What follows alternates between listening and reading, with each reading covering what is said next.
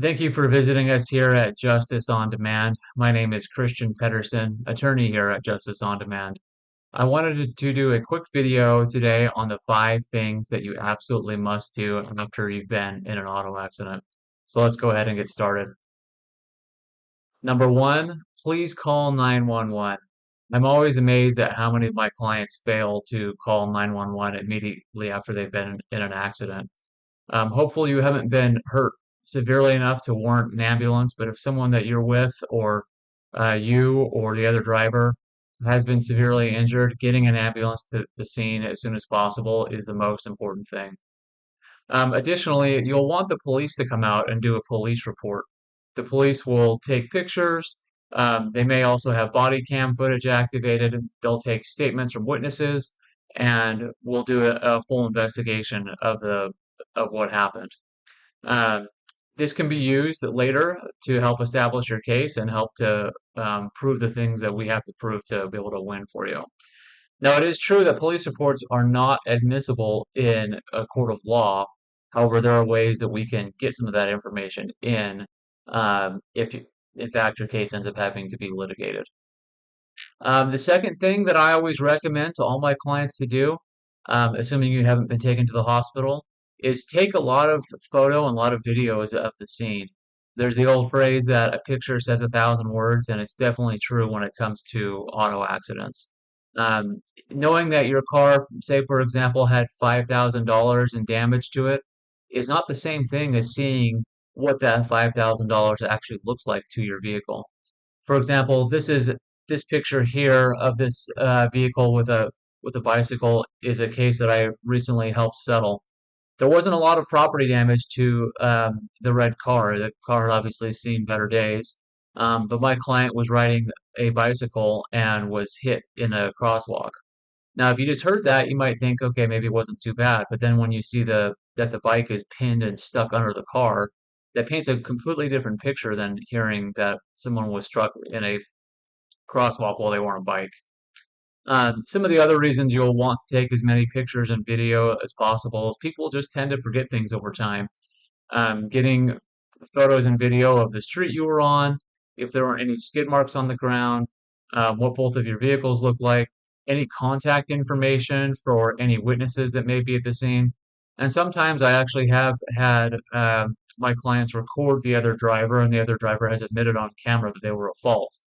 This can be helpful if in the future the other person says that, for example, you were at fault, but now you have a video to show that they were at fault. Getting photos as well as the other person's driver's license and insurance will help us be able to move your case quickly along in the early stages. The third thing that you absolutely must do after an accident is seek medical treatment right away.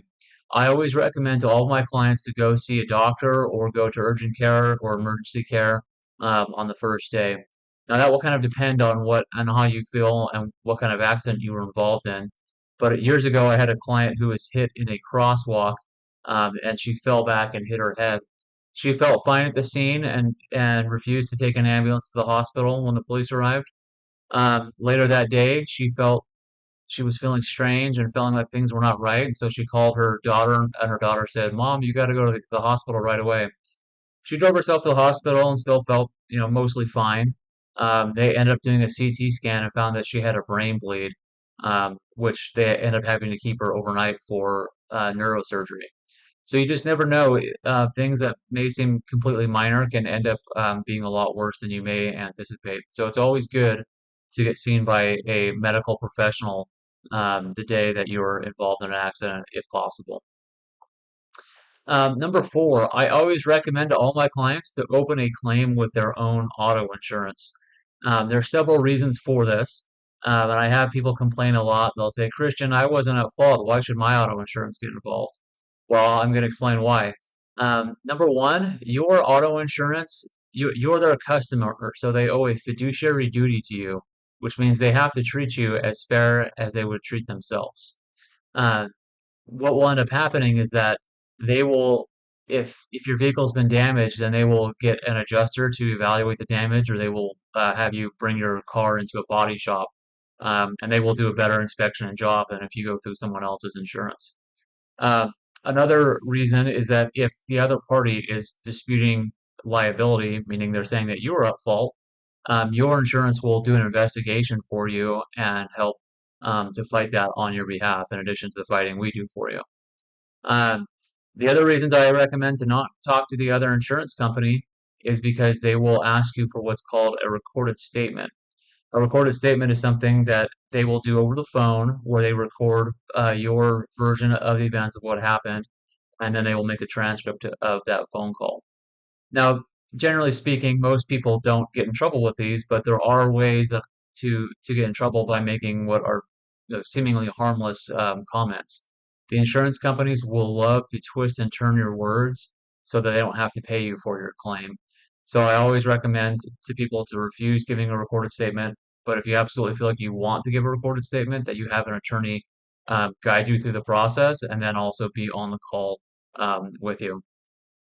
The other reason to not talk to the insurance and go through yours is that the other insurance company, they tend to make lowball offers to settle cases right away.